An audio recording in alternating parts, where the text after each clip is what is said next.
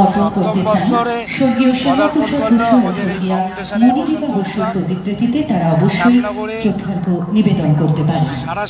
রঙের উৎসব, ভালোবাসার উৎসব বসন্ত উৎসব 2025-এর আমরা শুভ সূচনা করলাম।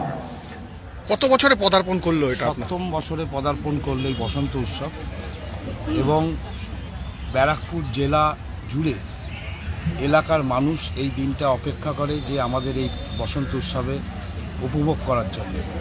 আমরা প্রত্যেকবার 2 দিনে করি, এবছর আমরা 7 দিন ধরে একটা মেলার আয়োজন করেছি, এবং 4 দিন ধরে আমাদের সাংস্কৃতিক অনুষ্ঠান বিভিন্ন সারেগামা আর্টিস্টদের দিয়ে, এবং লাস্ট দিন শুভমিতা ব্যানার্জিকে দিয়ে আমাদের এই অনুষ্ঠানটা সম্পূর্ণ হবে।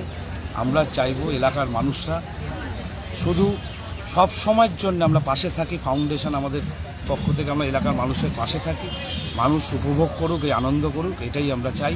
প্রত্যেকটা বাঙালি ঘরের প্রত্যেকটা এলাকার মানুষদের সারা বছরে তাদের কোনো এন্টারটেনমেন্ট থাকে না, তাই জন্যে তারা প্রত্যেকেই এই বসন্ত উৎসবকে উপভোগ করার জন্য আমরা সকাল সকাল এসে মাঠে এসে উপস্থিত হই।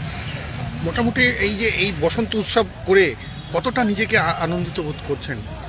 এটা প্রত্যেক বছর আমি লোককে আনন্দ দেওয়ার জন্যই পৃথিবীতে এসেছি। আমি পৃথিবীতে এসেছি মানুষকে আনন্দ দেওয়ার জন্য, মানুষের পাশে থাকার জন্য। এটাই হচ্ছে আমার বাবা মা এইভাবেই আমাকে তৈরি করেছে।